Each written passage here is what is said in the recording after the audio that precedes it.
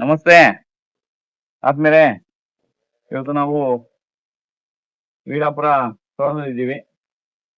ಇಲ್ಲಿ ಲಾವಂಚ ಎಲ್ಲ ice cream ಲೈನಲ್ಲಿ ಲಾವಂಚ ಹಾಕಿರೋದನ್ನೆಲ್ಲ ಈಗ ಕಟ್ ಮಾಡಿ ಈ ತರ ಡ್ರೈ ಮಾಡಿ ಈಗ ಹಾಕಿದೆ.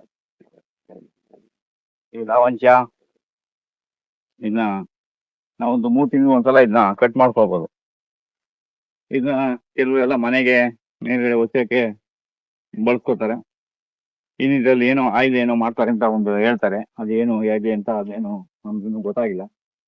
ಅದನ್ನ ನಾವಿನ್ನು ಕಂಡು ಹಿಡ್ಕೋಬೇಕಷ್ಟೆ. ಈಗ ಇಲ್ಲೆಲ್ಲ ಇದೆ ಸ್ವಲ್ಪ ಲೈನ್ ಎಲ್ಲ ತರ ಕ್ಲೀನ್ ಆಗಿದೆ.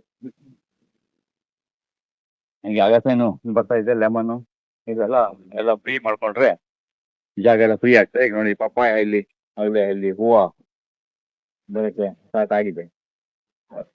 ಪಪ್ಪಾಯ ಇದೆಲ್ಲ ತೆಂಗು, 2 ತೆಂಗಿನ ಮರದಲ್ಲಿ ಒಂದು ಹಲಸು. ಇದು ತೆಂಗು ಬಹಳ ಸಾಕಾಗಿ ಬರ್ತಾ ಇದೆ. ಗಿಡ ಇದು ನೋಡುವಾಗಲೇ ಗೊತ್ತಾಗ್ತದೆ ಲುಕ್ ಹೇಗಿದೆ ಅಂತ ನೋಡಿ. ಒಳ್ಳೆ ಲುಕ್ ಅಲ್ಲಿ ಅಲ್ಲಿ ಬರ್ತಾ ಇದೆ. ಇದೆಲ್ಲ ಫ್ರೋಟನ್ನು ಇಲ್ಲಿ ಮಾಡ್ತೇವೆ. ಈಗೆಲ್ಲ ಲಾವಂಚ ಇದು ಸೆಟ್ ಮಾಡಿ ಇಲ್ಲಿ ಹಾಕಿರೋದ್ರಿಂದ ಇದು ಅಗಸೆ ಇದೆಲ್ಲ ಏನಿದೆ ಇದು ಕ್ಲೀನ್ ಮಾಡಬೇಕು. ನುಗ್ಗೆ ಸ್ವಲ್ಪ ಸುಧಾರಿಸ್ಕೊಳ್ತಾ ಇದೆ. ಎಲ್ಲ ಒಣಗಿತ್ತು ನುಗ್ಗೆ, ಹೀಗೆಲ್ಲ ಸ್ವಲ್ಪ ರೆಡಿ ಆಗ್ತಾ ಇದೆ. ಲಾವಂಚ ಬಂದಿದೆ. ನುಗ್ಗೆ ಎಲ್ಲ ಇನ್ನೂ ಸ್ವಲ್ಪ ಕೆಲವೆಲ್ಲ ಏನು ಎಲೆ ಎಲ್ಲ ಉದುರ್ದಂಗೆ ಆಗಿದೆ. ಅದೇನು ಸಮಸ್ಯೆ ಅಂತ ಏನು ಗೊತ್ತಾಗ್ತದೆ.